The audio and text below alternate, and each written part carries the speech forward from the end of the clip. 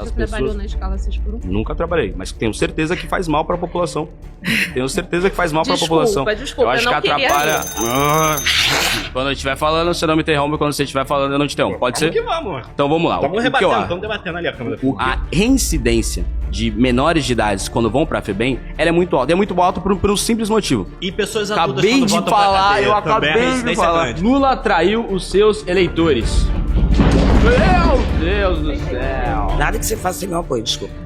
Mas você Nada. falou, cara, você Não, falou, cara. nada que você faça. Mas você é reconhecido Pra que internacionalmente como um bando de vagabundo Não, que deveria é a estar tudo sua- na cadeia. é a sua uma organização opinião. criminosa. É a sua Deveria opinião, ter cara, tipificado deputado. como organização. O deputado Guto Zacarias, coordenador do MBL, e hoje eu estou cercado de 20 esquerdistas. Vamos debater alguns assuntos pertinentes. Vamos para a nossa primeira questão. A escala 6x1 deve ser mantida. Quem quer discutir isso aí?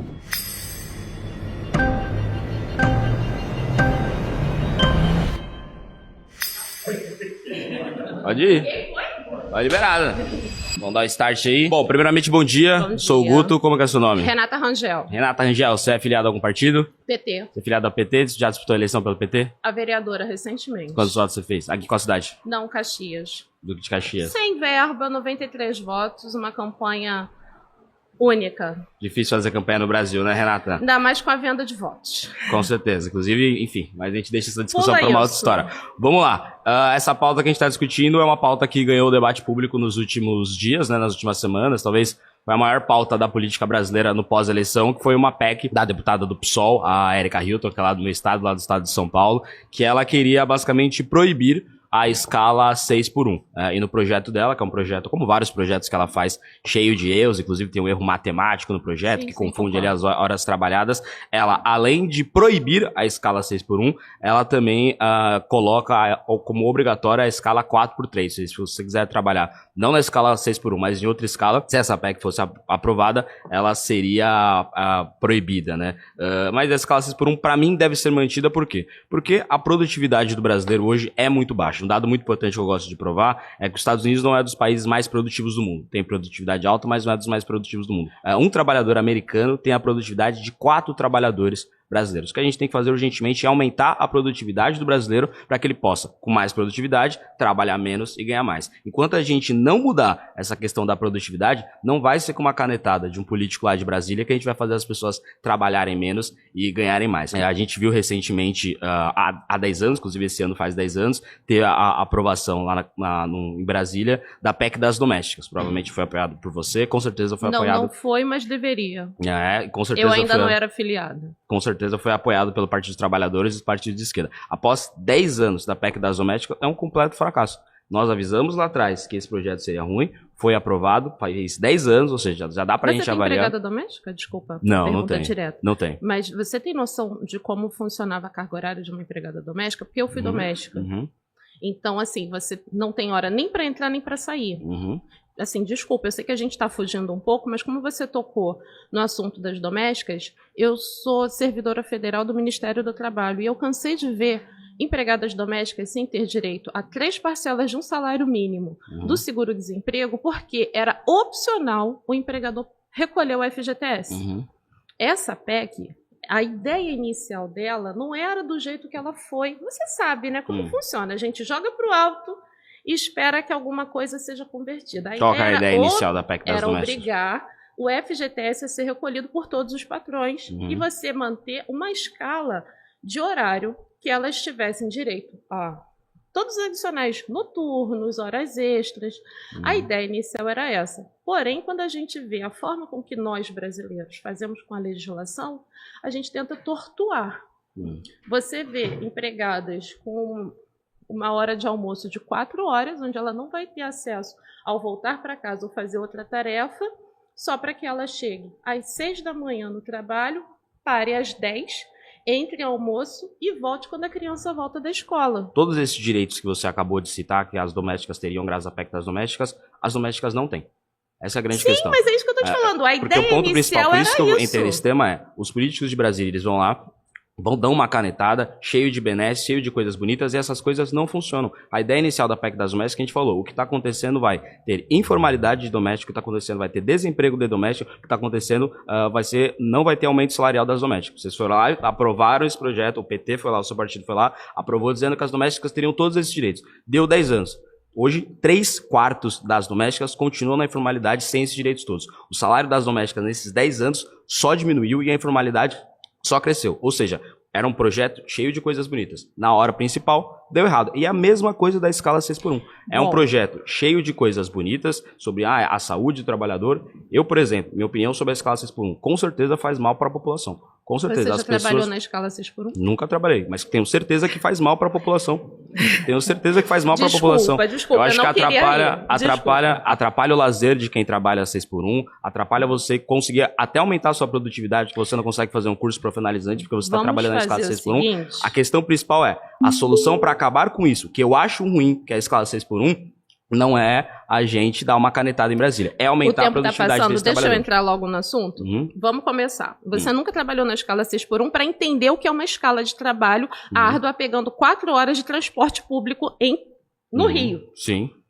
Já começa por aí. Com certeza. Por isso mesmo que eu acho ruim a escala 6x1. Sua escala é 3x4. Como é que você sabe minha escala? Porque você não é deputado? Sou deputado estadual. Os deputados trabalham de quando a quando somente na Câmara. Você bate ponto? Assembleia. Eu trabalho na Assembleia. Então, eu bato ponto. Eu trabalho todos os dias. Que horas você bate o ponto? Depende do dia. Se tem alguma comissão que começa às 8, eu bato ponto às 7, 7h30. Se tem alguma comissão que começa às 10, eu bato ponto às 9. Você já levantou às 4 da manhã e pegou 2 horas de transporte para saber se é benéfico ou não? Você ter 2 dias em casa de lazer? Eu tô falando da escala 5x2. Mas, Renato, deixa eu só repetir. Só responde. Não, mas deixa eu só repetir um ponto para você. Tá com medo. Eu sou... Não, eu nunca peguei. Não é que eu não vou responder, eu não trabalhei do jeito que você tá falando. Eu tô dizendo que a escala 6x1 faz mal para a população. Quem trabalha... Como você sabe se você nunca nem trabalhou nessa escala? Faz bem a escala 6x1? Exato, eu concordo, mas eu quero saber de você. As estatísticas mostram que a escala 6x1 faz mal para a população. Atrapalha o lazer de quem trabalha 6x1, a pessoa não consegue estudar, aumenta a pessoa não produtividade quando você diminui a carga trabalhista. Não faz isso, não faz o menor sentido. Por quê? Sim. Tem um detalhe. Você falou dos Estados Unidos. Por que a gente então não muda a escala 6x1 e derruba as patentes para a gente ter mais tecnologia, para a gente ser mais produtivo, por exemplo? Pode fazer isso, não tem nenhum problema com isso. Que tal você entrar com esse projeto? Eu te ajudo. Meu problema é, o projeto da PEC que a gente está discutindo, que é a PEC da Erika Hilton, além de proibir a escala 6x1, ou seja, imagina que a pessoa quer trabalhar 6x1. Ela não pode estar proibida. Imagina que a pessoa quer trabalhar... Você acha que vai passar com a proibição? Você sendo congressista, você sabe que o que a gente pleiteia... Você não é do Legislativo? Estar no Legislativo é uma coisa, estar congressista é quem está no Congresso. Eu não estou no Congresso, estou na Assembleia. Você é estadual? Sou deputado estadual. Desculpa, eu pensei que fosse federal. Por isso que está errando minha escala. Os deputados estaduais trabalham bastante lá em São Paulo. Inclusive os daqui do Rio... Uma negação. Eu imagino. Mas, em São Paulo, inclusive, os do PT trabalham bastante. E você todo tempo fala que os do PT, a gente não tem maioria para conseguir formar a PEC da mesma maneira. Obrigado, Renato.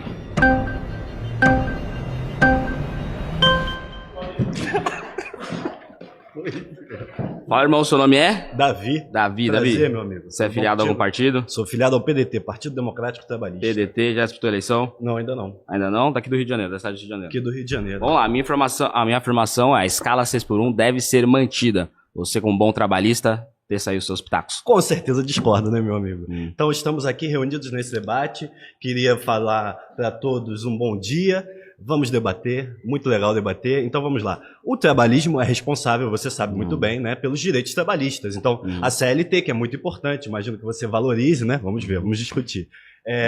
E também o 13º salário, que quando foi implementado, todos diziam que seria muito ruim para a economia, que seria uma coisa negativa, e hoje em dia nós vemos que é uma coisa muito positiva, né? Cada vida a ver. Eu sei que você é do partido Ciro Gomes, adora ficar conversando. Vamos chegar lá. A escala 6x1 deve ser mantida ou não? Vamos chegar lá. E a última vez que nós tivemos uma redução na jornada trabalhista foi com a Constituição de 1988. Então a jornada de trabalho é de 44 horas semanais. O nosso cara deputado falou assim: tem que ter mais produtividade. Então vamos lá. A Alemanha, ele não citou a Alemanha, né? Alguém viu? Ele citou a Alemanha? Não, da Alemanha. A Alemanha, que tem uma jornada de trabalho menor que a do Brasil, tem uma produtividade mais alta. Então a gente vai cair no seu argumento. Qual foi o seu argumento? A produtividade é baixa por quê? Vamos às raízes dessa baixa produtividade. Por exemplo, a falta de educação, a falta de formação técnica e teórica para o nosso povo, que depende do quê? Investimento público, investimento do Estado,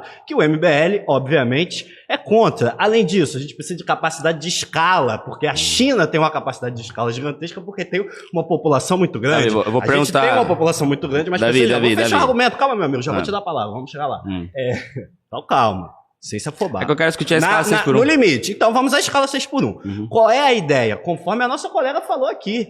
Você faz a PEC e você é um deputado. Você tem a obrigação de saber isso. A PEC, ela é o processo. Ela vai chegar no final. Ela tem que passar pelo legislativo. Então o que a nossa gloriosa deputada fez? Ela colocou a PEC assim. A escala vai ser 4x3. Mas nós sabemos que o covil de ladrões, que é o parlamento brasileiro, chefiado pelo Arthur Lira, é extremamente contrário a essa pauta, extremamente favorável às ideias neoliberais que o nosso camarada defende, com certeza. O dia que o Arthur Lira for liberal, eu sou marrã. Então vamos debater. Não, o Arthur Lira não é liberal, ele é comunista, não é? Não. Tu acha isso, né? Ele não é liberal, não, ele é comunista. Eu acho que o Arthur Lira é um fantasma do comunismo. Eu acho que o Arthur Lira...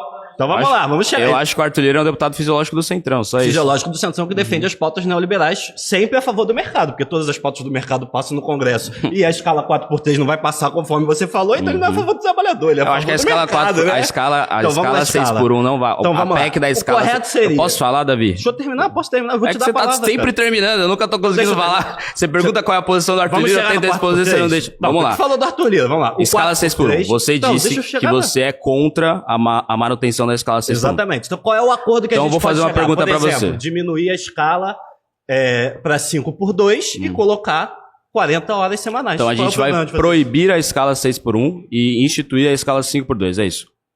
Esse é o debate, não? Isso significa... Eu estou defendendo 5x2. Tá bom, eu tô perguntando. É isso, mudar de 6x1 e instituir 4 horas, só 4 horas, de 44 para 40, é uma diminuição ok, que não afeta a produtividade, e a gente proíbe que as pessoas tenham que trabalhar necessariamente 6 dias na semana. Coloca 5 dias para você ter uma folga, para você não achar que o domingo vai ser o pior dia, porque você sabe que na segunda-feira você vai ter que trabalhar muito para ganhar pouco, porque o salário mínimo no Brasil é extremamente desvalorizado. Não é o salário mínimo do Diese, é um salário mínimo de R$ 1.412. Então, normalmente quem trabalha na escala 6x1 recebe R$ 1.412. Então, porque é a tragédia do povo brasileiro, certo, meu camarada? Já posso falar? Vai que vai. Sem interromper. Então a gente vai diminuir um dia de trabalho de uma porcentagem grande da população brasileira que trabalha na escala 6x1. Tamo junto. Qual é o impacto financeiro disso? Vamos trabalhar no impacto financeiro? Qual que é o impacto financeiro? Então vamos lá, qual seria o impacto financeiro? Não, tô perguntando pra você. Quem tá pedindo... Não, eu falei pra caramba, tu me interrompeu e falou, mas eu vou falar. O meu ponto é, você garante que não vai ter impacto financeiro disso? Não, tu quer falar ou tu quer deixar eu falar? Eu vou falar do impacto financeiro então, mas eu vou fazer um argumento. Vou perguntar. Não vai ter impacto financeiro de diminuir a jornada de trabalho? Como que a gente faz com que a produtividade aumente e o salário... A gente vai... Não vai aumentar... Falar, então, pode falar. Vou falar. Se eu puder falar um pouquinho, né? A gente não vai aumentar a produtividade do brasileiro até lá, com certeza não vai aumentar. Por que não vai aumentar? A gente vai aumentar a produtividade do Brasil até a aprovação dessa PEC?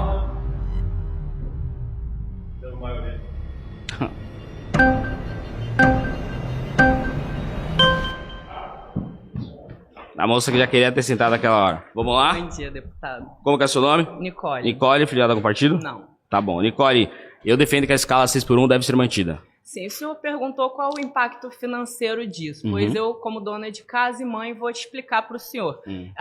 O fim da escala 6x1 seria benéfico para a sociedade brasileira, porque as pessoas teriam mais tempo para, por exemplo, cuidar da casa, fazer comida. Então isso melhoraria a economia doméstica das famílias mais vulneráveis e seria muito positivo para a nossa sociedade, inclusive para a saúde, porque você poder cozinhar em casa e comer a sua própria refeição traz mais saúde. Nicole, eu concordo que a escala 6x1 atrapalha tudo isso da população. A minha discordância com isso é que não vai ser com uma PEC, que é com uma canetada lá de Brasília, que a gente vai aumentar a produtividade do brasileiro e fazer ele trabalhar menos e ganhar mais. Não vai ser, como eu provei na PEC das domésticas. O que a gente tem que fazer para aumentar... A produtividade, ela é medida do quanto que é produzido em um determinado espaço de tempo, correto? Sim, corretamente. Então, Então é só você colocar mais pessoas dedicando o seu tempo ao trabalho. Nós temos muitas pessoas na sociedade brasileira que não trabalham. Tá, então o que você disse é Seria colocar mais justo, pessoas no mercado do trabalho. Seria mais justo Então você tá dizendo mais que pessoas trabalhassem e que as pessoas que trabalham mais hoje, que carregam a nossa sociedade vai acabar o nas nosso tempo. Então antes, deixa eu só perguntar pra você de novo. Que é a pergunta que não quer calar, inclusive a Erika Hilton não respondeu isso. Se a gente está defendendo que tenha menos, as pessoas trabalhem menos, em menos dias, e você está dizendo que tem muita gente querendo trabalho, então é só contratar mais, quanto custa isso pro capitalismo brasileiro? Com toda a burocracia que a gente tem, com a burocracia que a gente tem. Como é que a gente contrata mais gente sem ter impacto financeiro? O senhor concorda que normalmente o empresário tem mais dinheiro do que o trabalhador que ele contrata? Com certeza. Então ele contratar mais trabalhadores ia trazer mais justiça social.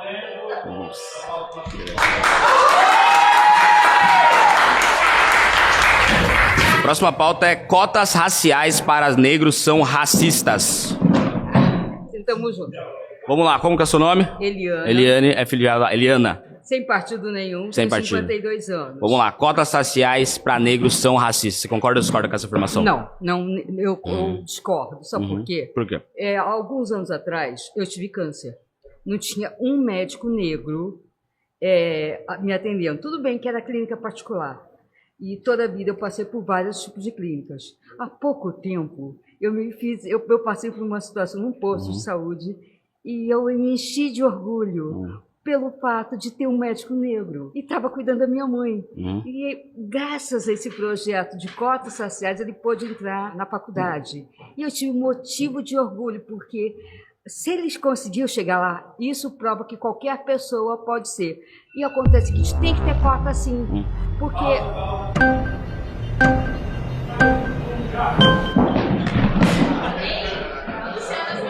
Vamos lá, como que é seu nome? Luciana. Luciana, você é filiada a algum partido? Tudo bem? Sou bem? filiada ao PT, mas mais que isso, eu sou uma pessoa de esquerda, sou militante. Que pena das pra você. causas de esquerda. Tadinha de você, hein? Mas Tadinha vamos lá. de mim, Cotas não, raciais tadinha de você. cotas raciais para negros são racistas. Concorda ou discorda? Não, você está afirmando? Tô afirmando. Por quê? Com 3 exclamações. Então, me diga por quê. Porque pra mim é racismo. impossível a gente instituir um sistema de cotas raciais no Brasil sem você instituir o que é o apelido de tribunal racial. Hoje nas universidades, nas maiores universidades do Brasil, após você ser aprovado por cota racial, vai uma bancada avaliar. Em São Paulo, na USP, por exemplo, a bancada racial, que eu chamo de tribunal racial, um termo bem parecido com o que acontecia na Europa nos anos 30, ela vai medir a espessura do seu lábio, vai medir o tamanho do seu nariz, isso vai foi ver a cor da sua pele ou não, pra ver se você é negro ou não. Isso pra você é algo racista ou não? Medir o tamanho do nariz, o tamanho dos lábios pra saber. Não, não é racismo, porque além da gente ser negro, a gente tem a imagem do negro, né? O que é a imagem do negro? Você, olha aqui nós. Nós temos negros, tem o negro preto retinto, como eu, como você, e tem outras pessoas que são negras e também não são retintas. Okay, agora, racismo, cota para negro não é Deixa racismo. eu só terminar de novo só o meu argumento antes cotas para negros. A Nicole que estava sentada é aqui. Racismo, cotas para negros. Não é racismo, porque o sistema de cotas ele faz o contrário. Ele escancara que a sociedade é racista. Quando você fala que a cota é racista, você está querendo dizer que estabelecer... Racismo é considerar inferior. O negro é inferior. Não, é estabelecer... Isso é mentira. Igualdade de oportunidades. Isso é mentira. Quando a gente Isso está vai na Constituição. Na legislação. Igualdade de oportunidades. Não de só... somos todos iguais à Constituição. Tá, mas um outro artigo da Constituição também diz que tem que haver igualdade de oportunidade. E isso não havia, querido. Não havia mesmo antes da lei de cotas, antes da UERJ, que foi pioneira, estabelecer a lei de cotas para negros. Tá, primeira mentira. Você disse que as cotas raciais não são racistas, porque elas são o inverso do racismo, é combater o racismo. Não, combater o racismo não. Ela é uma lei inclusiva, reparadora. Quando a gente vai ler a legislação... Ela é reparadora. Ela expõe que o Brasil é racista e que por isso... Quando a gente vai ver a legislação... anos de escravidão, que a população negra foi considerada inferior e a essa população foi negado todos os espaços intelectuais, espaço de trabalho digno. Posso responder? E para essas pessoas, elas deveriam ter sim alguma ferramenta Posso responder? que estabelecesse para elas alguma igualdade de competição. Tá bom, então vamos lá. Quando a gente vai ler na legislação de cotas, está lá escrito discriminação positiva. Ou seja, até para quem vai fazer a lei de cotas, coloca que é uma discriminação. Só que é uma discriminação positiva. É uma discriminação do bem. Eu sou contra a discriminação, mas tudo bem. Vamos lá. Agora você citou a questão da escravidão. Calma, deixa eu terminar. Por cento? Deixa eu terminar. Mais de 250% de estudantes negros ocupando os espaços universitários. Isso é por causa da lei de cotas. Com certeza, a lei de Isso cotas... pra mim é racismo. Por quê? Pelo simples fato de que, pra Se mim... os negros não ocupavam bem menos os espaços intelectuais perguntou por quê? por conta de falta de oportunidades. Perguntou por quê, eu vou responder o seu porquê. Sim, Posso? claro. Se você Óbvio, deixar. Com certeza. Vamos lá. Por que pra mim é racismo? Porque pra mim negros e brancos são iguais. Não Negros somos. Somos sim. Não. Somos humanos iguais. Não. Só que... Humanos, Posso responder? Humanos iguais, mas não Posso somos responder? iguais em oportunidades, querido. Exatamente. Então o que a gente tem que fazer? Dar as oportunidades. Hoje, por que Como se dá oportunidade se você não cria legislação? Ninguém faz bondade, Vamos estimular. Se fosse para fazer bondade, a gente não tinha sido escoteado, querido. Vamos estimular. A gente não tinha sido assassinado, jogado no mar, entendeu? Milhões de negros, navios difícil. negreiros trazidos, mortos. Vamos E estimular foram- um parâmetro Tiveram aqui. que morar nas piores moradias. Tá. Depois da Princesa Isabel, que você tanto exalta, assinar a Lei Áurea, foram largados à própria sorte, entendeu? Concordo com quase tudo isso que você está dizendo. Vamos lá, vamos estimular uma coisa assim. Quando você deixar eu falar, você não me interrompe mais. Quando Tudo for a bem. sua vez de falar, eu não te interrompo. Tudo Pode bem. fazer assim, senão vai dar o Beleza. tempo e ninguém vai falar nada. Negros e brancos são iguais. Por que que, quando a gente vê o quadro das universidades brasileiras, a gente tem mais brancos do que negros? Por quê? Não é racismo, desculpa. Não é racismo. A questão é porque a educação de negros e brancos é diferente. E por que a educação de negros e brancos é diferente? Porque a escola pública brasileira, que é majoritariamente composta por pardos e pretos, a escola pública brasileira tem uma... Não, aí esse acabou de argumento é estimular o falácia, parâmetro. querido. Acabamos de Esse estimular esse argumento parâmetro. também é Acabamos de estimular o falácia. parâmetro. Mais uma. Vamos lá, acabamos de estimular o parâmetro. As escolas públicas brasileiras, elas são majoritariamente por pretos e pardos, e as escolas privadas brasileiras, as de elite, Mas são você sabe que as majoritariamente, cotas, que a lei de são cotas... majoritariamente para pessoas brancas. Quem tem educação melhor entre escolas públicas e escolas privadas? As escolas privadas. Não, quem te garante? As estatísticas mostram. Você acha que a escola pública brasileira é melhor Eu que a escola estudei privada? escola pública, o Colégio Pedro II, colégio ótimo, maravilhoso. Um dos melhores colégios mesmo. Entrei pro colégio. Vamos lá, a gente estimulou lá para... em mil...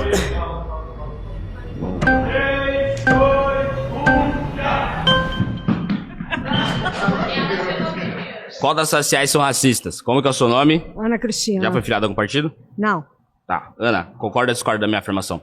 discordo. Por quê? Porque as cotas raciais nas escolas, em todos os movimentos educacionais, elas dão um nivelamento. Entendeu?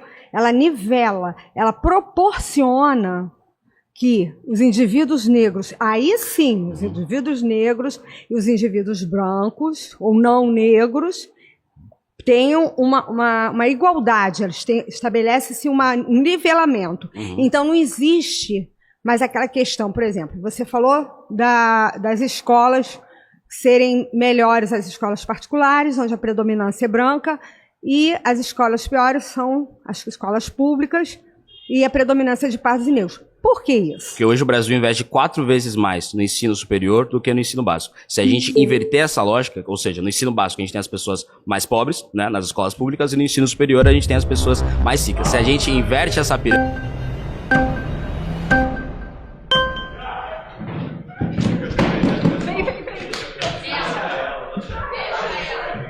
Bom dia. Bom dia. Como seu nome? Já foi filiada? Gabriele, nunca fui filiada. Discorda da minha afirmação, Discordo. provavelmente. Por quê?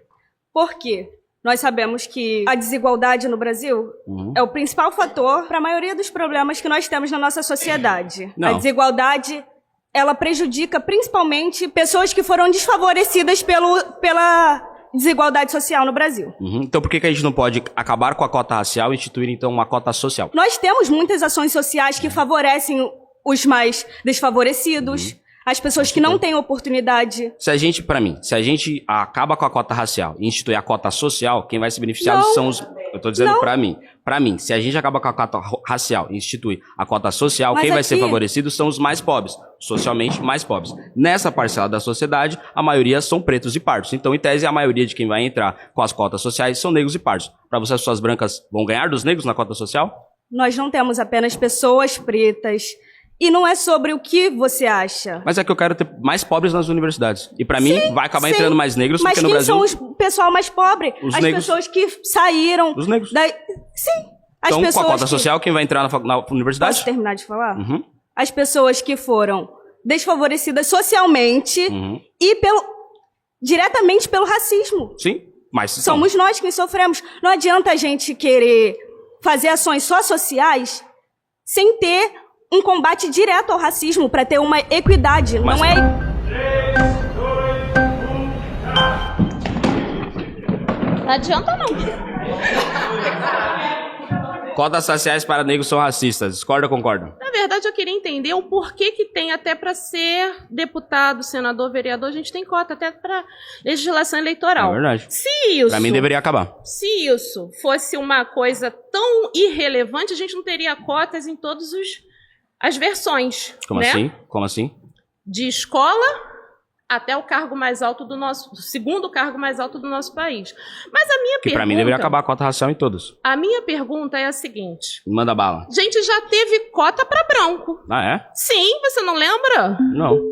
Em 1840, a gente começou um projeto de eugenia, trazendo os europeus brancos, dando um Bolsa Família para eles, a gente dava terras, a gente bancava a escola pública que tem hoje, era para os brancos europeus. Tá, e você concordava com essa Posso cota? continuar? Você concorda com essa cota para brancos? Posso continuar? Eles ainda ganhavam terras. O que nós, pretos, ganhamos com a alforria, com a libertação dos escravos? Entendi. Ficamos aqui próximos, jogados, e depois fomos excluídos e jogados mais para dentro ainda da nossa cidade.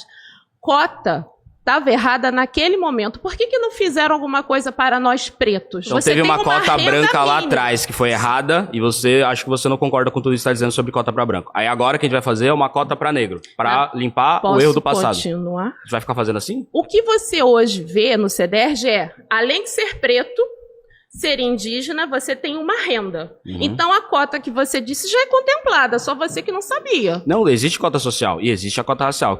O que eu defendo é acabar com a cota racial. Você sabe por e manter a que cota você social. quer que acabe com a cota racial? Eu sei. Porque tem um monte de branco como a ACM Neto que fingiu de preto para usar a cota na eleição. Inclusive postei um vídeo criticando todos os políticos que fazem isso.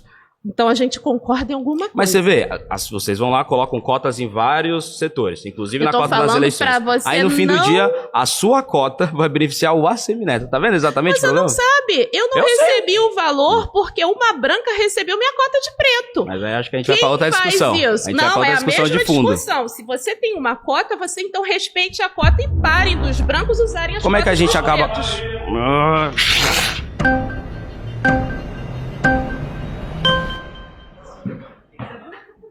Você vê? Então, eu sou Giovanni Sete, tenho 37 anos, sou professor de Niterói. Vamos lá então. Giovanni, cotas raciais para negros são racistas. Você discorda, né? Com certeza. Ainda bem, né? Eu fico feliz quando o pessoal discorda de mim, eu admito. Não é meu lugar de fala que eu sou uma pessoa branca, só que de qualquer forma... Então, fiz por favor, próximo Não, negro. mas eu posso pelo que eu aprendi. Entendi. Como aliado. Tá. Eu Então, sempre nesse me caso, coloco não é como seu lugar aliado. de fala, deve ser o meu.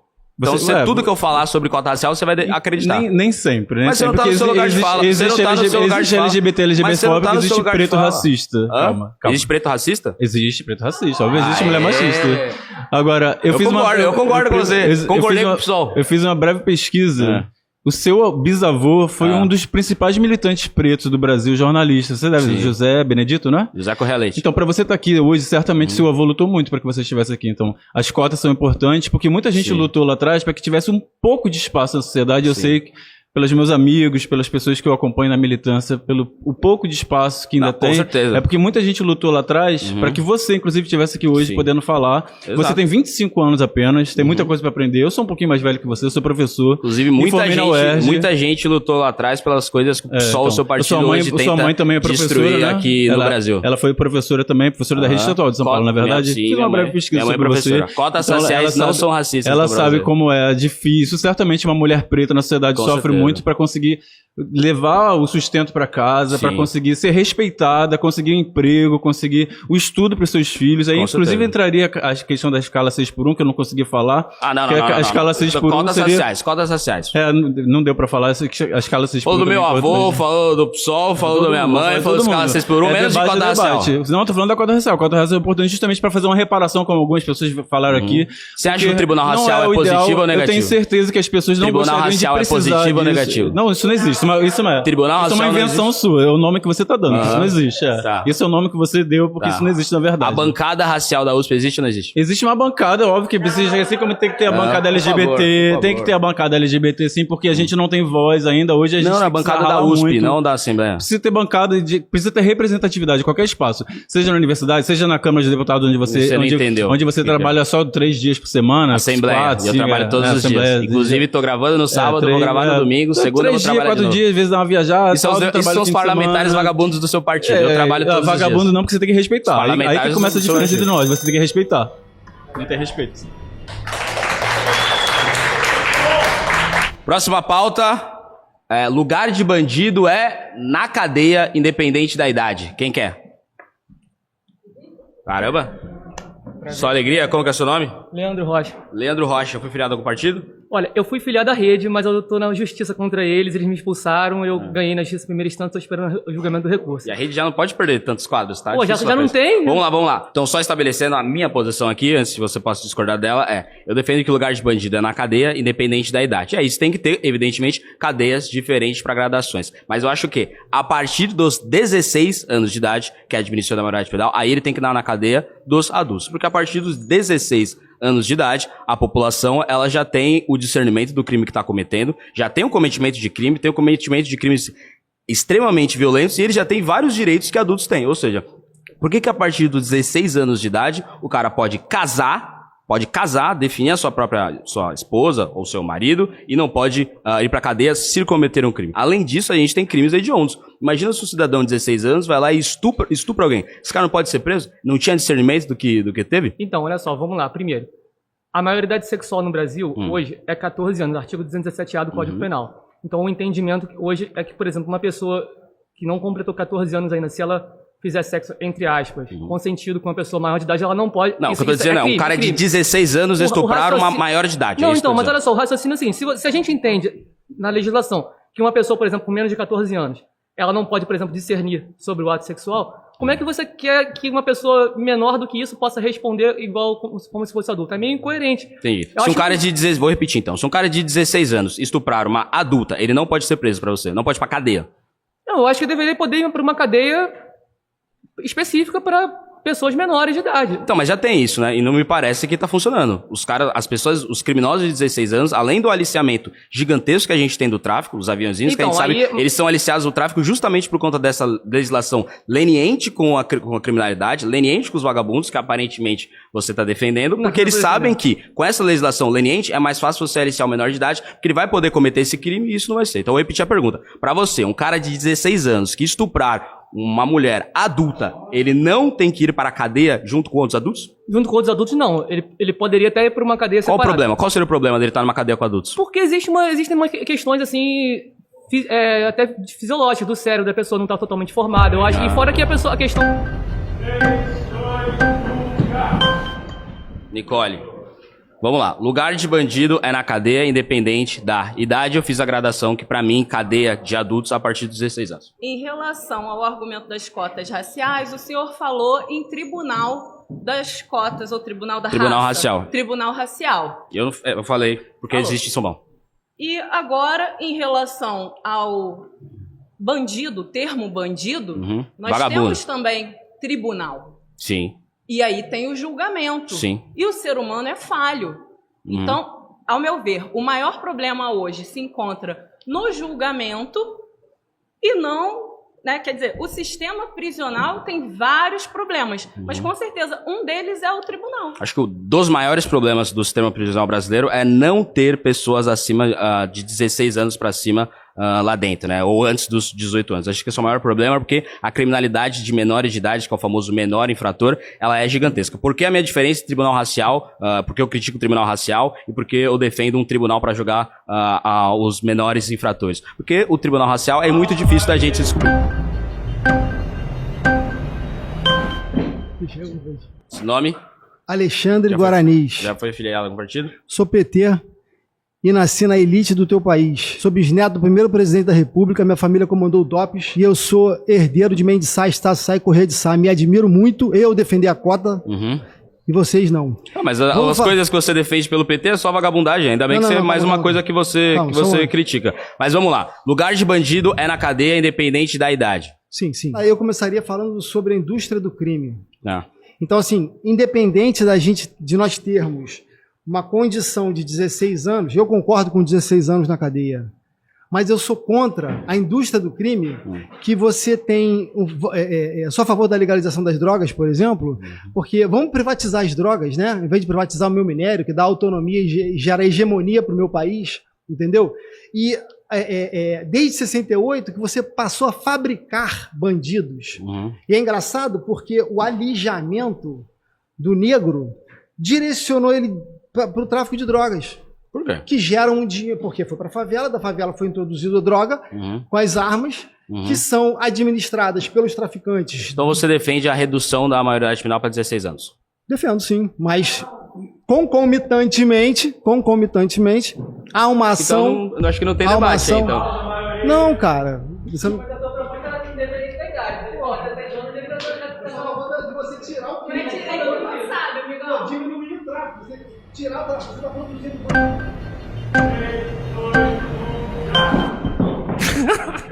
Vamos lá, Davi. Vamos lá. Meu nobre deputado falou aqui que podia ser qualquer idade. Qualquer idade. 9 anos, vai pra cadeia. Então, quer dizer, não tem critério, né? Falou aí, depois ele reviu. Falou, então vamos pro 16. Então vamos Eu fui interrompido, Davi. A tua proposta é pra acabar com a criminalidade? É isso? Não, eu quero prender vagabundo só. Só prender vagabundo. Mas isso não vai acabar com a criminalidade ou vai? Essa proposta é pra quê? Qual é o objetivo? Eu acho que eu tenho várias outras propostas para segurança pública pra gente diminuir a criminalidade. Agora, o objetivo da redução da maioridade penal é claro, é uma finalidade penal. É pra prender gente que deveria estar na cadeia, gente que inclusive pode te assaltar a qualquer momento, assaltar um familiar seu, e aparentemente você defende que esse cara, que se assaltar, se não tiver 18 anos de idade, ele não pode ir pra cadeia. Se esse cara estuprar um familiar seu, por exemplo, usando aquele famoso argumento. Existe punição ou não existe punição? Se o cara cometer um crime com 16 anos, ele vai existe punição.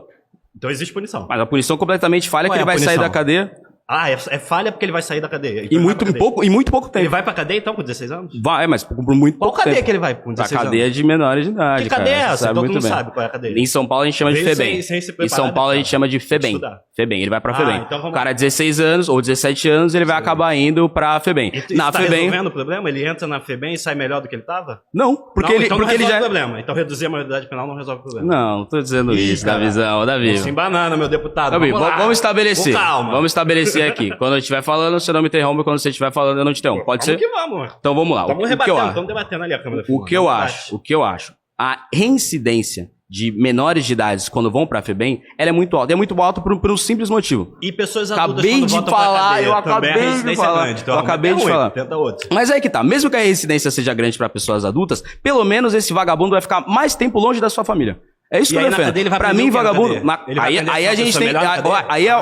Aí eu acho que é uma grande... Então o problema não foi resolvido. Aí pra mim... vai resolver o problema? Não resolveu. Pra mim, aí a gente vai discutir em uma outra discussão, que é como é que a gente vai mudar o sistema carcerário brasileiro. Isso aí é uma outra história. Eu acho que até lá... todo mundo na cadeia e não vai resolver o problema. O sistema carcerário brasileiro é muito ruim. Então pra PEC... Do 6x1, você não pode fazer a PEC porque tem todo o sistema pra mudar. Deixa eu falar. Agora, você reduzir a maioridade penal e resolver os problemas do Brasil. O deputado é bravo, fala pra ele. Ele sabe muito resolver o problema. Muitos analistas da presidente. Reduzir a maioridade penal. Tudo vai se resolver no Brasil. Posso falar? Vai que vai, briga. Sem ser interrompido? O tempo é seu. Sem ser interrompido? Pra mim a diferença é muito clara. Eu acho que a gente tem que mudar sim o sistema carcerário brasileiro pra, a partir do momento que esse cara entra na cadeia, ele poder sair melhor. Só que, enquanto a gente não mudar, pra mim tem que prender vagabundo. Pelo menos ele vai estar longe da sociedade. Pra mim ele não vai estar estuprando, não vai estar roubando, não vai estar matando. O que vai acontecer com ele na cadeia, pra mim a gente tem... Agora é só não matar, é só não roubar. Muito bom, vai que vai. Você poderia falar assim também com pessoas que matam, roubam e estupram. Mas aparentemente Mas você isso tem uma resolve leniência o com problema, vagabundo. tem que resolver o Aí é uma questão moral nossa. Aí é uma questão moral nossa. Próximo? 3, 2, 1, Nome? Meu nome é Elcio da Esquerda, Elcio da Esquerda. E você é afiliado ao partido? filiado ao PT, Partido de Guerra. Mensalão e do Petrolão também. Elcio, vamos lá. Pra mim, lugar de bandido é na cadeia, independente da idade. Olha, se lugar de bandido for pra cadeia, a gente já teria o Bolsonaro, né, galera? Já teria o Bolsonaro, já teria os coronéis. Então, que na verdade é seu amigo o Bolsonaro, né? Você sabe muito bem, ele é seu amigo, você protege ele, então você deve concordar com a cadeia do Bolsonaro. Pra mim, o Bolsonaro tem que estar na cadeia. Com certeza, esconde joias, Pode estar junto com o falsifica cartão de vacina. A gente não tem presídio para capacitar todo mundo, né? Então aí já essa tese tua já acaba. Como assim? Qual tese? Porque os presídios estão superlotados. Como é que você quer diminuir? Primeiramente tem que fazer uma reforma nos presídios, tem que mudar a Então legislação. você defende que a gente crie, então, mais presídios. Não, eu defendo que crie mais escolas. Aê. Mais escola para nossa população. E isso vocês não têm feito. Vocês não têm trabalhado em prol disso. Eu não tenho? Nenhum deputado bolsonarista e extremista trabalha. Acabei de falar para que eu quero o educação. Bolsonaro na cadeia, eu continuo sendo deputado bolsonarista. Mas vamos continuar. Eu sou o deputado estadual que mais invisto na educação. Já enviei 8 milhões de reais para a educação. A maioria das minhas leis aprovadas são na área da educação. Jovem capitalista que é de educação financeira nas escolas é minha lei, robótica e programação é minha lei. 8 milhões de reais investido em Mas não educação, adianta muito mais que os só- deputados do seu não partido. adianta Agora, só voltando criar pra leis, você questão... tem que agir. Beleza. Valeu, galera! 4h30. Luciana, pra mim, lugar de bandido é na cadeia, independente da idade.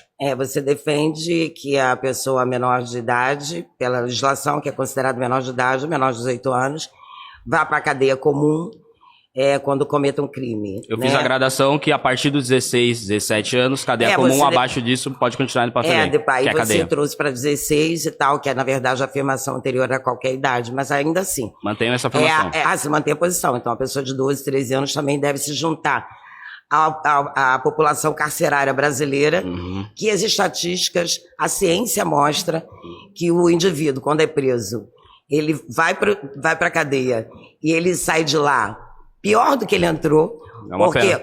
os presídios brasileiros são escola de formar bandidos. As pessoas às vezes entram por uma causa pequena ou menor, ou até que seja julgado, né? Ainda tem isso. E Projeto de lei que eu tenho em São Paulo, que é o anti-escola do crime, para colocar pessoas que são de facção em celas diferentes de pessoas de facção. Mas vamos lá, que aparentemente tem seu apoio já. Nada que você faça sem meu apoio, desculpa. Mas você Nada. falou que nada que você faça. Falou- Não sou a favor de que pessoas com menores de 16 anos não pode ir pra menores de cadeia. 16 anos dá para cadeia comum. Porque ele vai Sou a sair pior. favor, eu sou a favor de que as pessoas sejam punidas pelos atos dentro do que estabelece a legislação, apesar de a lei não ser igual para todos, que ela não é. Mas Você defende eu que sou o voto tem que ser a partir dos 18? Não, a gente está falando de voto. A gente está falando de voto, não. A gente está falando de cadeia. Você tá? defende que a gente não pode casar antes dos 18? Não, esse negócio de casar também é outra... Por que não pode ser preso, então? Por que não pode ser preso antes dos 18? Não, querido. Você está querendo trazer uma outra questão. Pra você, um cara de 17 anos que rouba alguém... 17 anos... Um cara de 17 anos que Vai- rouba alguém, não tinha discernimento do que tava fazendo? Não, ele vai para cadeia, mas a nossa legislação, Vai e pra a que FEBEM. eu defendo que seja mantida, é que ele vá para reparação. E não para um presídio, os presídios tradicionais que nós temos aqui, os convencionais, Você acha que nós sabemos como o sistema carcerário está. Entendeu? Tem Superlotado, que reforma. com pessoas doentes, e não é para ir. Não, E o não sistema sou a de favor. reparação, que em São Paulo é a Não sou FEBEM, a tem favor. funcionado pra você? Não, São Paulo eu não sei. No Rio, o sistema de reparação tem funcionado? Não, também não tem funcionado, mas a cadeia também não está funcionando, não, querido. Assim, pro que você está querendo dizer. Então, não pode ir pra lá. Primeiro, o indivíduo, ele é inocente até que se prove o contrário, Claro, certo? aham. Todos eles. Se o camarada cometeu uma Camarada infração... é só o seu pessoal. Aí o meu pessoal... eu tenho o direito de falar, você Tá. aceita se quiser. Se o camarada pra você Se e o- o vagabundo pra mim cometer uma Você infração... tá falando vagabundo o tempo Se todo cometeu e ninguém infração- tá entrando, eu chamo de camarada, e qual o problema? Algum? Não, né? Não. Então, se a pessoa É assim comete... que eles se chamam. Se a pessoa comete algum tipo de infração, ela tem que ser punida assim, mas não ir para cadeia comum com 16 Por que anos. você acha que um cara de Porque a 16 legislação- anos, que um cara de... Eu acho que ele não está com a mente formada o suficiente ainda. Tá. Você vê que pessoas com 25 anos ainda não sabem o que estão fazendo. Pois é, e quantos anos você tem? Quantos anos você tem? 55. Ela saiu? Então, pra você, É quando eu ouvi aplausos. pra você, se um criminoso de 16 anos estuprar uma mulher e não tinha consciência do que estava fazendo. É possível que não. É possível. É possível que ele não tivesse. Não é a consciência. Eu Se acho que tiver aqui, 17 anos. Olha só, eu acho que aqui. 17 anos eu e acho, 6 meses. Guto, eu acho que a gente não está batendo a consciência, não, a gente está batendo uma legislação que eu defendo, que é que a gente tem atualmente. E eu defendo que a pessoa, até 87% 16 anos, dos brasileiros não discordam de vá você. para o presídio convencional no Brasil. Eleitor do Bolsonaro ou eleitor do Lula, 87% dos brasileiros, segundo o IBGE, defendem a redução da maioridade penal porque eles conseguem entender que um pilulão de 17 anos já pode Meu ser Deus, preso. mas as pessoas não têm muita consciência, não. Votaram em Bolsonaro, querido. E Botaram votaram no Bolsonaro Lula, no poder. votaram no Lula. Essas pessoas. Então, ainda bem, né? Conseguimos. 87% da população. Pois é. Consegue discernir isso. A próxima pauta é criança trans não existe. Quem quer discutir? Nós tivemos recentemente lá na Assembleia uma CPI que investigou o Hospital das Clínicas de São Paulo, fez o relatório foi aprovado, virou um projeto de lei sobre criança trans. Meu ponto é, Nicole, criança trans não existe. Meu ponto é, criança cis não existe. Posso terminar?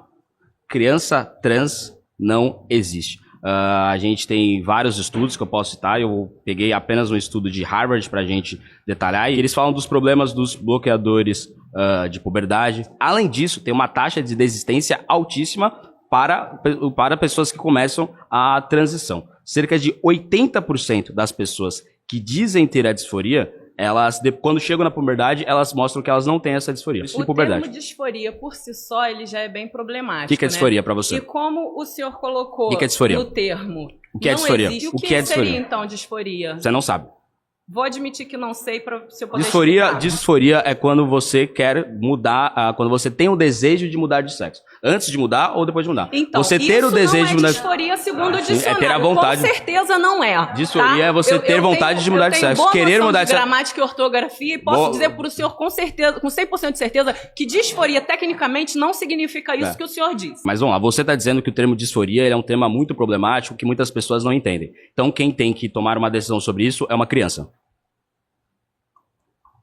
Não. Você tá falando, o termo disforia é muito problemático, muita gente não entende, beleza. Uma criança com disforia, é ela que vai discernir? Uma criança. Você não pode dizer que uma criança tem disforia. Isso é errado. Então, se a criança não tem disforia de gênero, ela não tem vontade de mudar de sexo, ou se sente no corpo que ela não é dela, por que ela vai transicionar? Porque ela quer? E se ela quer, é porque ela tem desejo? Vontade? E o desejo de mudar de sexo se chama disforia de gênero. É muito simples. Não é? Ninguém vai mudar de sexo, o senhor concorda comigo? É uma grande discussão. A gente pode discutir isso no outro episódio. A gente deixa crianças fazerem coisas complexas? Sim, eu deixo. Sim, É? sou mãe, tenho 2 filhos e eu permito que os meus filhos tomem decisões sobre a vida deles que não vão causar impactos que eu acredite, né? Porque aí é isso. Quando a gente é mãe, a gente tem que tomar decisões difíceis. O Estatuto da Criança e Adolescente está assistindo esse vídeo, hein? Não tenho medo nenhum disso. Sou uma ótima mãe. Você deixaria o seu filho fumar, por exemplo? Não. Porque vai fazer mal pra ele, né? Sim. E a disforia de gênero, se você transiciona, você começa a fazer o bloqueador de puberdade, não tem nenhuma prova aqui. Se ele desistir disso, como mãe, não vai fazer mal pra ele. Eu convencer meu filho a não tomar uma decisão dessa.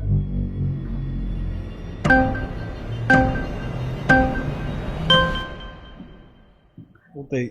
Tô achando que esse tema a galera tá... Não, normal. Acho que eles acham que criança trans não existe. Irmão do PSOL. Vai lá. Só pra começar, eu vou perguntar se você é LGBT+. Eu? É. Não. Então já fica mais complicado pra você realmente falar com propriedade do assunto que você não é uma pessoa LGBT. Não sei se você convive com pessoas LGBT. Isso valeu na discussão de cota racial? Não, né? Não, então, eu falei pra você que eu era aliado. A criança realmente precisa de um acompanhamento E que da é disforia família. de gênero pra você? Então, a disforia, realmente, você deu uma distorcida ali. Porque disforia de gênero. realmente é uma palavra complicada porque parece uma coisa ruim. E isso não é ruim, porque a criança está se desenvolvendo, se descobrindo. Tem que ter a liberdade de poder se perceber, se descobrir, sem poder ter limite. Por exemplo, chegar uma ministra do Direitos Humanos e falar que homem veste azul e mulher veste rosa.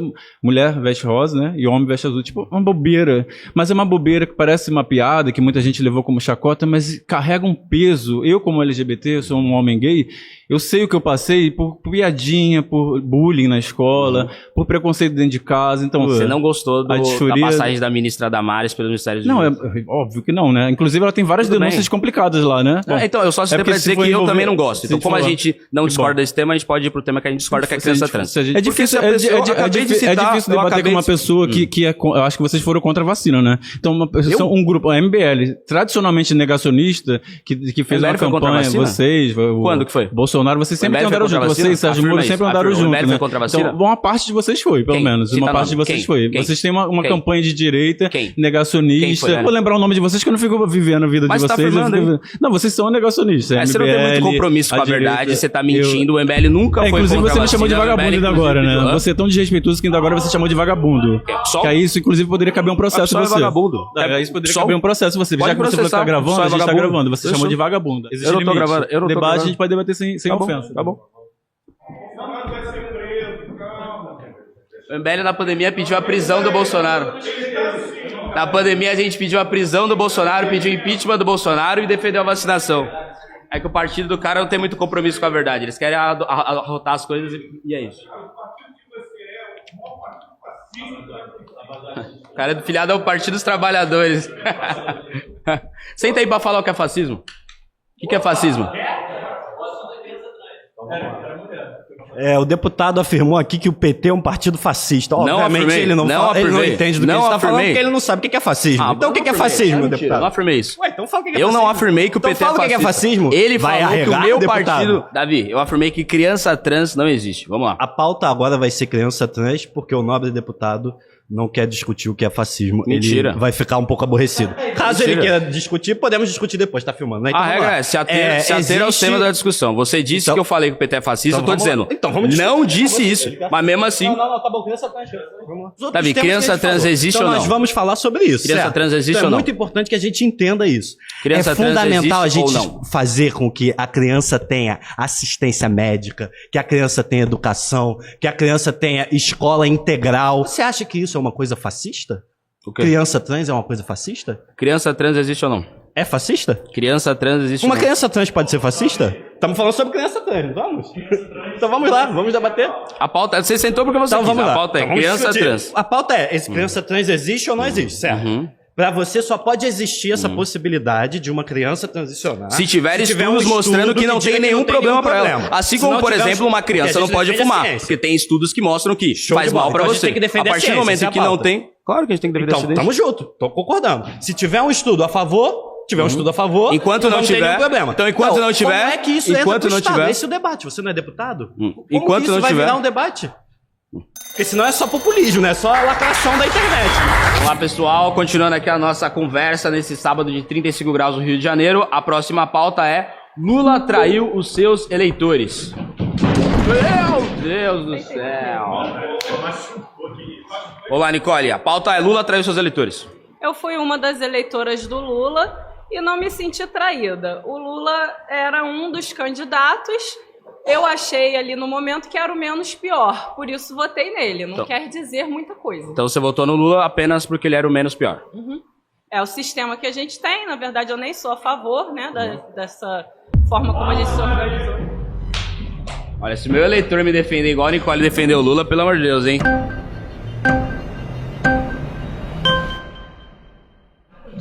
Desculpa, gente. Teu partido, né? Com certeza, pô. Lula traiu seus eleitores. Você, como filiado ao PT, tem que dar um banho de governo Lula. Olha só, quem traiu o povo foi o Bolsonaro. Quem traiu o povo foi o Bolsonaro, não foi o Lula. Por que eu acho que o Lula traiu seus eleitores? Porque boa parte das pautas e propostas que ele defendia, em 2022, muita coisa ele está fazendo o exato oposto, em várias áreas da sociedade, seja na área da economia, seja na área da cultura, seja na área de segurança pública, seja na área da educação, seja então na área da política, várias pautas. Então, por exemplo, quem votou, como a Nicole fez, votou no Lula para tirar o Bolsonaro. Várias coisas que o Bolsonaro fazia, o Lula está fazendo também. Por exemplo, uma das pautas do Lula, e vocês não vão me deixar mentir, era acabar com os sigilos do Bolsonaro. Concordo, para mim os sigilos do Bolsonaro completamente tinha que tirar, não tem nada a ver. Critiquei ele quando ele fez. O Lula foi, primeiro decreto dele, acabou com os sigilos do Bolsonaro. E desde então, o Lula já colocou quase uma centena de coisas em sigilo também. Então ele acabou com os sigilos do Bolsonaro e colocou coisas dele em sigilo. Uma das pautas do Lula, acabar com o orçamento secreto. Tem que acabar com o orçamento secreto. A RP9, a RP12, sei lá, pra mim é um absurdo. Tem que ter transparência no dinheiro da população. O Lula não acabou com o orçamento secreto. O Arthur Lira, que foi criticado agora há pouco aqui, tá completamente turbinado pelo Lula. Teve o apoio do Lula na eleição para a presidência da Câmara e o sucessor do Arthur Lira vai ter o apoio do PT também e vai continuar com o orçamento secreto. Você só tá criticando o presidente Lula. Eu sou oposição, né? Não, ok. Mas aí você só tá falando algo que você acha que é ruim. Agora, eu vejo o seguinte... Você já teve um relacionamento? 5. Você já o teve Lula isentou o trabalhador de pagar... Mas essa não é a pauta. Não. Se você tá falando, então eu vou falar o que o Lula fez. No relacionamento, você não mede o conceito de traição no tempo que a pessoa não tava te traindo. É quando tem uma traição que você fala, ó, me traiu. Não é tipo, aí os dias que ele não tava te traindo, não é assim que funciona o Olha só, relacionamento. a única coisa que o Bolsonaro fez em 4 anos é não fazer nada. É isso aí. É não fazer nada. E vocês apoiaram o Bolsonaro. Vocês apoiaram o Bolsonaro. Agora, eu vou dizer uma coisa pra vocês. O Lula botou o desenrola.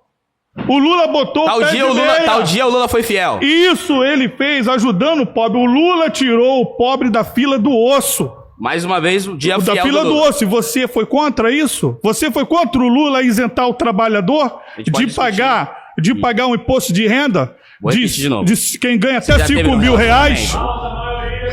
Ele não responde.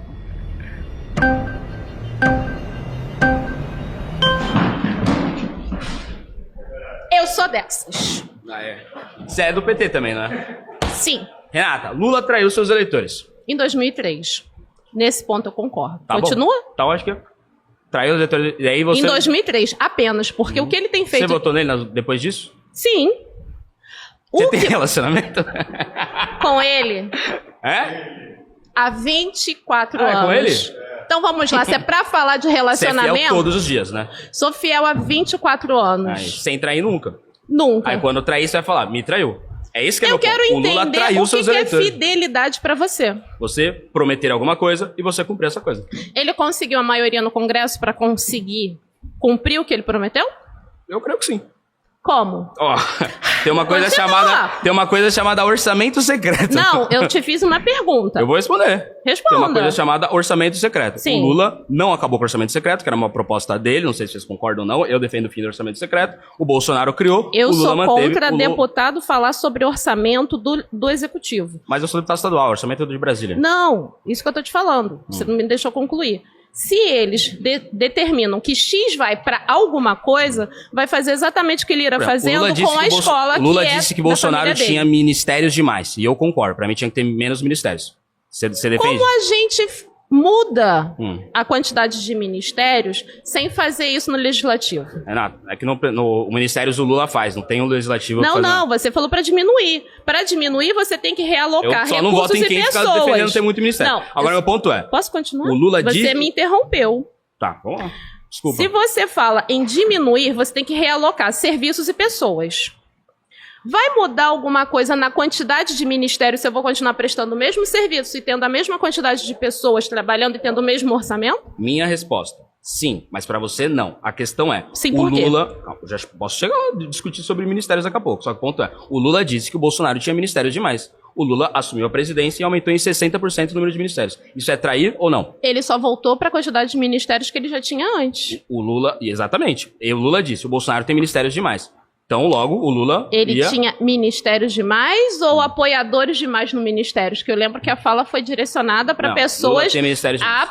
Tanto é que a gente tinha um ministro da Educação que recebia propina em barra de ouro. Vamos falar de educação também. O Lula acaba de cortar 4 bilhões de reais de saúde, educação, ciência, tecnologia. Para cumprir a cota, né? Só na educação, no Ministério da Economia, no MEC. Acho que estão cortando é você, não é a gente.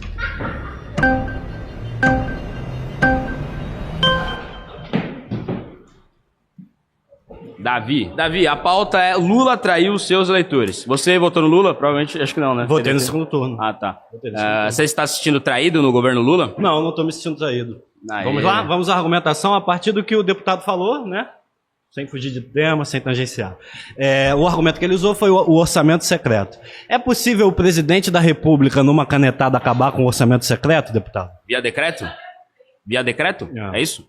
Não. Possível. Não. Então, vamos lá. Então, existe uma coisa chamada presidencialismo de coalizão, correto, deputado? Se não é possível, porque o Lula foi lá e disse que ia acabar com o orçamento secreto. Não, vamos lá. Tá falando que ele traiu porque ele manteve o orçamento secreto, certo? Se não é da alçada dele acabar com o orçamento secreto, então não tem traição. Então não prometa. Porque no Brasil existe uma coisa chamada presidencialismo de coalizão. Então não prometa. Se ele não tem maioria no parlamento, ele precisa costurar a maioria, todo mundo sabe disso. O MBL é contra o orçamento secreto, igual o Lula, né? O MBL não tá na presidência da República, mas o MBL tem um deputado. Com um deputado ele vai acabar com o orçamento secreto? Claro que não. Porque então você precisa ter maioria no parlamento. Significa o quê? Existe uma técnica, existe uma forma de você estabelecer a política dentro da engenharia institucional. O Lula é o cara da ruptura? O Lula é o comunista, como ele foi acusado? Que ele vai subverter a legalidade e vai instaurar a revolução? Não, ele está lutando dentro dos marcos da Constituição de 88, dentro do presidencialismo de coalizão, que quem organizou foi o Fernando Henrique Cardoso, não foi ele. Você é a favor do Fernando Henrique Cardoso? Ele tem ideias e pautas neoliberais muito parecidas com o MBL. Ele organizou esse sistema político. O Lula está seguindo. Isso é traição? Não, isso é seguir o modelo político. Não é traição. Posso então? Vou falar o de sempre, que eu sei que não vai adiantar, mas quando eu falar, você não vai me interromper, né? Forma alguma.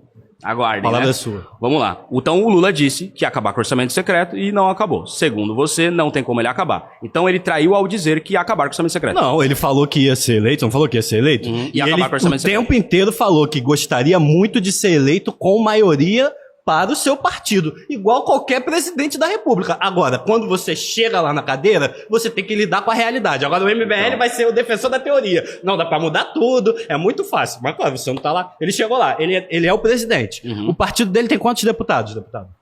Tem 90 o PT? Mais de 90, né? Não é a maioria, concorda comigo? Então, como é que vai fazer então? Você tem a proposta? Como é que acaba com o orçamento secreto sem ter maioria no parlamento? Mas é o Arthur Lira, então vamos voltar para o Arthur Lira. O Arthur Lira está no covil de ladrões, ele não é comunista, ele atende às pautas do mercado, então, ele é neoliberal e ele é que organiza o orçamento secreto. Quando começou, o deputado errou ainda, o deputado falou que começou com o Bolsonaro. Não, começou com o golpista Michel Temer, que começou a fazer isso porque fez um golpe contra a presidenta Dilma Rousseff, democraticamente eleita.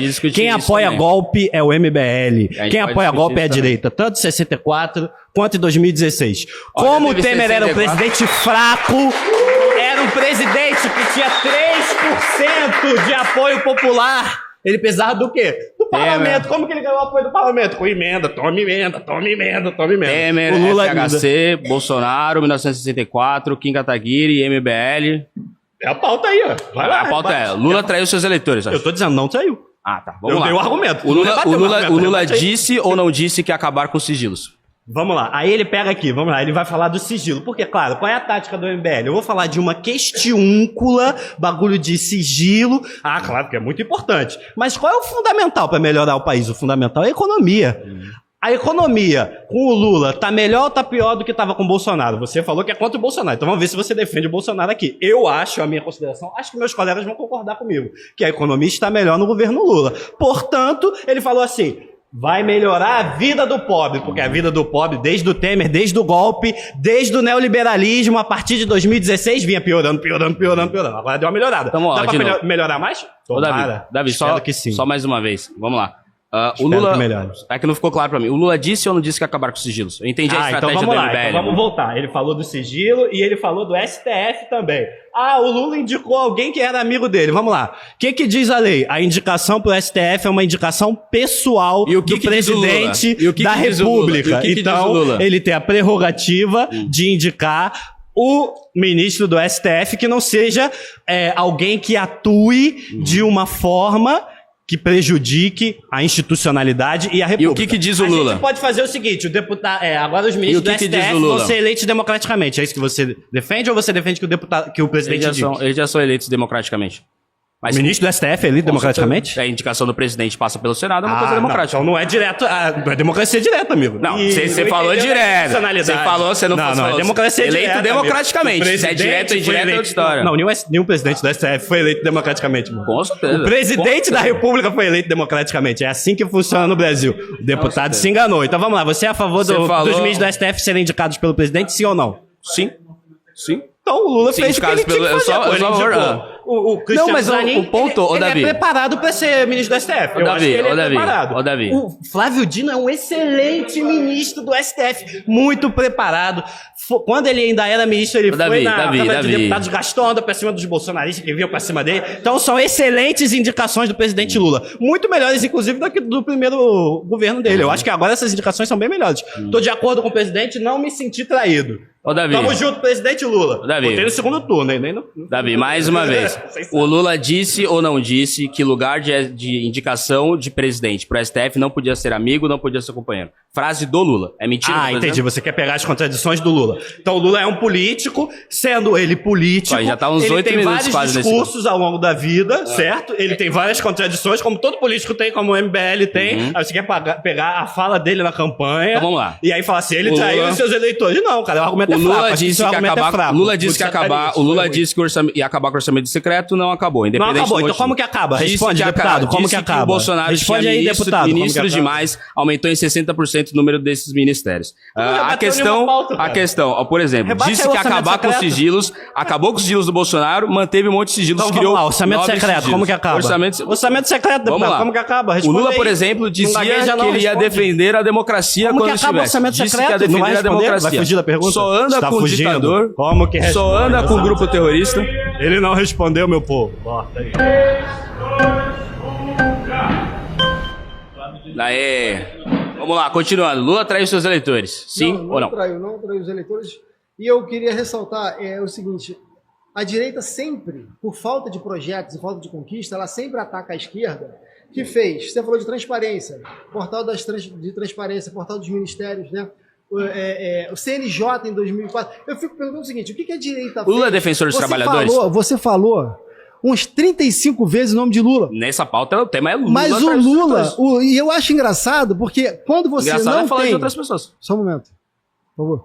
Quando você não tem história, quando você não tem conquista, né? O Lula tem uma das maiores conquistas da Terra, cara. Sim. Primeiro presidente do Brasil vai ficar 500 dias na cadeia. Não, calma. E eu sou amigo de um dos advogados e te digo que não existe nenhum crime naquele processo, tá? A gente pode discutir isso. Ele criou o CNJ em 2004, em 2005 tinham 25 processos investigativos Lula em cima... Lula é defensor dos trabalhadores ou não? Sim, fez. ProUni, Pronatec, Por que que o governo Lula... Eu tô falando, só um momento. Tá bom. Ele criou toda uma estrutura, né? Vou te trazer uma informação oficial. O Bolsa Família e a pacificação tirou 70% dos prospects para o tráfico de drogas para as escolas. O Lula cortou o 13º do Bolsa Família. Amado, isso não é trair os eleitores ele dele? É líder do G7, líder do G8, presidente do BRICS, é presidente do Brasil. Ele é o maior líder da Terra. Fala de vocês, cara. Fala de vocês, da direita. O que vocês conseguiram? Porque vocês vivem atacando a gente, chamando a gente de vagabundo. O Lula cortou ou não o 13º do Bolsa Família? Do Bolsa Família? Se ele cortou o 13º? Não vi se ele cortou o 13º. Mas ao mesmo tempo ele fez o Bolsa Família, amado. Vamos para mais uma pauta aí. Continua muito calor aqui no Rio de Janeiro. E o debate tá muito bom, eu diria, tá? A última pauta é: o MST/MTST é um movimento terrorista. Tinha que ser, né? Tá, por que não? Eu acho que o direito à moradia é algo importante, está na Constituição. Acho que o déficit habitacional e o déficit de moradia no estado de São Paulo é brutal, no Brasil inteiro é brutal. A gente precisa, sim, de políticas públicas para a gente elucidar esse déficit habitacional, esse déficit de moradia, essas pessoas sem casa, essas pessoas morando na rua. Precisamos de políticas públicas. O que não dá para fazer é, antes de fazer tudo isso, a gente se juntar em bando, muitas vezes um bando armado, e ir tomar a propriedade de outras pessoas. Independente de a gente discutir se essa propriedade deveria estar na mão daquela pessoa ou não. O que não dá para fazer é se juntar em bando e ir para cima disso. Por exemplo, o Brasil tem um problema muito grande de fome. Tem muita gente que passa fome no Brasil, tem muita gente que é miséria. A solução para isso é criar um movimento que a gente vai começar a saquear supermercados ou fazer políticas públicas pra gente melhorar essa questão da fome. Há quem diga que o MBL também deva ser criminalizado, porque inclusive vocês fizeram uma campanha difamatória contra o padre Júlio Lancelotti, uma coisa leviana, maldosa, covarde, com uma pessoa religiosa, inclusive, eu acho que você é uma pessoa religiosa, que só faz o bem à população carente. Ponto. Outra coisa, a gente precisa mudar a denominação de invasão para ocupação. MST, MTST faz ocupação de terras. A gente não, vocês já fizeram isso. Vocês já faz ocupação de terras improdutivas, porque você sabe que as terras têm um viés social, prédios abandonados, que seja, e terras improdutivas, você deve ser uma pessoa, como vocês falam, um cidadão de bem, você deve ter compaixão, você deve ter empatia por pessoas que estão passando necessidade, que estão na rua. Eu acabei de deixar claro que tem. Em São Paulo a gente vê muito disso, aqui no Rio de Janeiro também, então... Essas pessoas que estão na rua, enquanto tem várias terras, vários prédios abandonados, vazios, pessoas que enriqueceram, você sabe que aí a gente tem que pegar a história do Brasil, da América Latina como um todo, né? Como é que essas pessoas conseguiram tantas terras no interior, até aqui mesmo? Qual o crime do MBL deveria ser tipificado? Qual o crime do MBL? Tem que explicar, tem que fazer um contexto histórico, senão você faz só um recorte agora. Quem do MBL já cometeu crime? Tem que ter uma explicação histórica. Um empresário famoso, um dos mais ricos do Brasil, milionário, que ele deu um golpe nas próprias contas da empresa, falsificou para poder enriquecer. Então, essa lógica... Por isso que a gente na Assembleia criou uma CPI para investigar isso aí. Essa lógica, que aí entra o MST, que ele vem justamente com o papel de ocupar essas terras. Mas, por exemplo, é o MST que julga tudo isso, tá dizendo? Não tem que julgar nada. Ele só faz a função social dele, que é lutar. A função social do MST, o MST não tem função social, Como é que a gente faz? Quando a gente... Como o seu bisavô fez, como eu lembrei, fiz uma pesquisa sobre você. A gente faz militância, a gente vota, a gente se organiza. Ocupa, o que não dá pra fazer. Greve, a gente faz manifestação. O que não dá pra fazer. Fez a manifestação golpista lá contra Dilma, como lembrar. O que não dá pra fazer, a gente pegar arma e invadir o território do amiguinho. A gente faz o...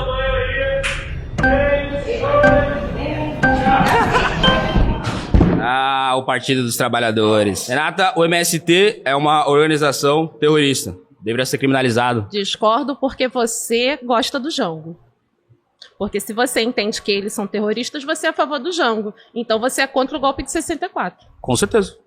Então me explica, por que não veio alguém na presidência, vocês tiveram a direita na presidência desde 64, e não fizeram a reforma agrária e a reforma territorial? Eu sou absolutamente contra a ditadura militar brasileira, acho que foi um dos piores momentos do Brasil, sou contra o golpe de 64. Eu não sabia pra que mim, ia ser todos você. os presidentes militares deveriam estar na cadeia. Agora vamos se até o tema. O MST é uma organização criminosa, sim ou não? Não. Sem envolver o Jango. Por que não Jango? Já que foi o único presidente que resolveu fazer a reforma agrária. Então a solução pra você... Não, é a reforma agrária. Tá, então enquanto a gente não tiver reforma agrária, a gente pode pegar arma e sair invadindo o terreno? Onde eles pegaram armas? Porque eu vi agora em Campos o pessoal que era em tese jagunço prendendo as pessoas a ponto da Marina do MST ir pra lá pra tentar soltar eles dos jagunços. O jagunço pegou a galera? Pegou. Cadeia pro jagunço. E quando o MST pega os jagunços, morrem, sim. Se o MST pegar o jagunço, pode ser cadeia pro MST?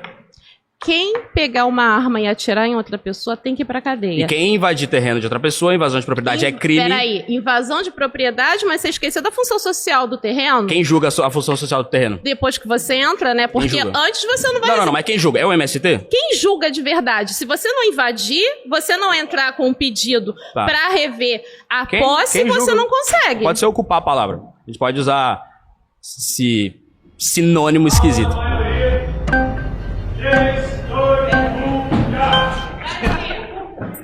A galera de trás realmente não chega nunca. Dá a visão. Concorda ou discorda? Eu acho que não. O que eles fazem de terrorismo? Invadem propriedade de outras pessoas. Que tipo de propriedade? Propriedade. Qual propriedade? Propriedade.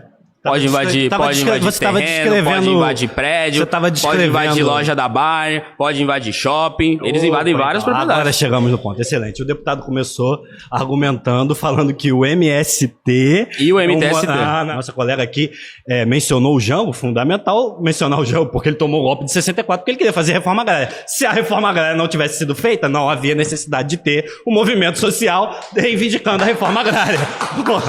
Se o Jango estivesse acabando com a fome, eu não poderia ter uma quadrilha pra chegar ao supermercado. Mas assim é fácil. Eu digo que alguém é terrorista, eu digo que alguém é ladrão, aí eu vou colocar todas as coisas ruins naquela pessoa e falar, não pode existir. Claro que não. De propriedade. O MST é um movimento social necessário para a realização da reforma agrária. Quem tá ouvindo aí sabe, o Brasil é um país tão grande que é do tamanho de um continente. Tem muitas terras improdutivas que podem ser desapropriadas para a reforma agrária. Não é um movimento terrorista, está seguindo a Constituição de 1988. O deputado está errado. Você me ofendeu. Vai lá. O Davi não deixou eu falar. Rapidinho. O MST é uma organização terrorista, sim ou não? Olha só, não é. Olha só, primeiro a gente tem que focar o seguinte: o que é uma definição de terrorismo pra você? Posso trazer da Constituição? Então, rapidinho. Internacionalmente existem diversas definições de terrorismo. A do Constituição do Brasil tem uma. Então, mas a mais aceita internacionalmente... Eu quero usar da minha Constituição. Que eu acredito que é. Eu acredito que é o grupo que usa o terror contra a população civil como método principal, mata pessoas e tal. O que você está falando que o MST faz, eu desconheço. Aí a gente vai entrar numa discussão que o MST tenha por princípio de luta armada entrar e matar pessoas. Isso aí eu nunca... O que eu disse o MST, ele invade propriedades. Você falou matar, sequestra. Muitas vezes mata, muitas vezes sequestra. Mas admito que pode ter acontecido. Você está se informando no jornalzinho da rede aí. Não, olhar as outras coisas. Da rede. O MST invade propriedade ou não? Olha só, não, invade propriedade, mas invadir propriedade invadir propriedade não é definição de terrorismo. Tá, invadir propriedade é crime ou não? Não necessariamente. Não, invadir propriedade é crime ou não? Mas a discussão não é essa, a discussão é se é terrorismo. Você não colocou se é criminoso. Eu concordo. Eu tô desenvolvendo um argumento. Então você concorda que não é terrorismo? Não, pra mim é terrorismo. Não, você acabou de falar que não. Não, até a sua própria... A nossa discussão aqui é sobre não é sobre ser crime, é sobre ser terrorismo. São coisas completamente diferentes. Sim, claro. Então pronto, na minha definição não é terrorismo. Agora se é crime... Pra mim é terrorismo. Pra mim o MST, ele invade sim. Eu posso trazer a definição da Constituição. Mas pra mim o MST é um movimento que ele invade propriedades, que ele leva o terror pra sociedade e a partir do terror da força... Não é esse tipo de terror. A partir do terror da força da violência, o MST tenta levar a pauta dele pra sociedade. Eu não entendo o que é essa definição. Agora sim. Na definição que você falou, na que eu disse, e na da Constituição, pra mim é claro invadir que o MST casa. E o MTST também é uma organização criminosa. Invadir casa ou grupo terrorista e organização criminosa. Invadir casa ou terra que tenha função social, eu sou contra. Agora, não é isso que o MST faz na prática. 3, 2, 1, já. Pastor? Senta aqui. Deixa ela aqui. 52 segundos, então, manda lá. É sua opinião que é terrorismo, né? Mas para mim não. Para mim o MST é um movimento reconhecido internacionalmente por lutar por reforma agrária, por justiça social. Mas é reconhecido internacionalmente como um bando de vagabundo que deveria estar tudo na cadeia. É uma organização criminosa, deveria ter tipificado como organização criminosa e é um grupo terrorista. Eu não esperava nada diferente de você. Reconhecido internacionalmente. É a sua opinião, reconhecido bando internacionalmente. De vagabundo do MST. Bando de vagabundo do MST. O colega falou bando de vagabundo. Organização criminosa. Quer que eu leia a definição de organização criminosa? Quer que eu leia? É da Constituição. Da Constituição. Querido, o MST é um movimento social internacionalmente reconhecido pessoal do seu por partido. Lutar por reforma agrária. Pra mim, o pessoal do seu partido. Isso.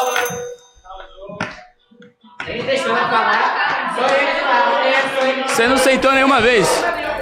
Você não sentou uma vez, velho. Eu achei o debate de hoje muito bom, né? Um debate acalorado. Muita gente fala em democracia, mas quando a democracia ela aparece na prática, a pessoa não gosta de ouvir a posição que é divergente. Felizmente, as pessoas não estavam no debate hoje. Foi um debate acalorado, deu para escutar o ponto de várias outras pessoas, deu para colocar meus pontos também, evidentemente, às vezes ficar bravo com alguém, alguém fala alguma coisa que você não quer escutar, você fala alguma coisa que a pessoa não quer escutar também, e os ânimos acabam ficando mais à flor da pele, mais acalorado. Faz parte de um debate, faz parte da discussão, principalmente com temas tão polêmicos. Tinha algum ponto que o Guto levantou que você acabou concordando, ou você discorda de tudo que ele tem para falar? Não, ele falou alguns pontos importantes, ele tem colocações boas, mas, no geral, eu acho que o deputado confunde, né, questões raciais. Ele não tem um entendimento que bate com o meu. Esse foi o maior ponto de divergência.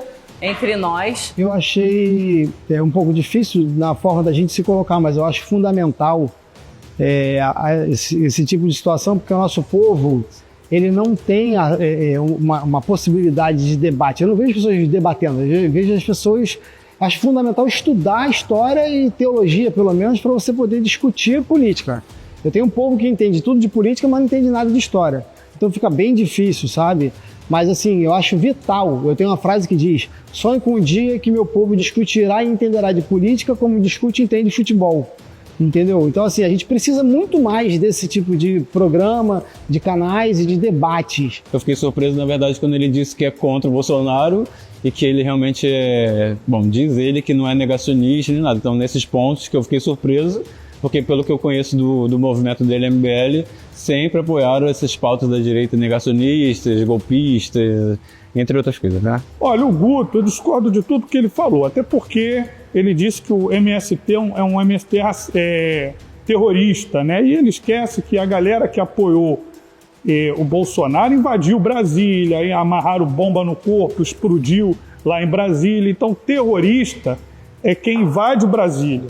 Terroristas são eles que são extremistas, né? Como esse Guto e essa galera que apoia o Guto. Eu discordo de 99% do que ele falou, mas ele, graças a Deus, falou que é contra a ditadura militar, como eu também. Pelo menos uma pauta satisfatória, né?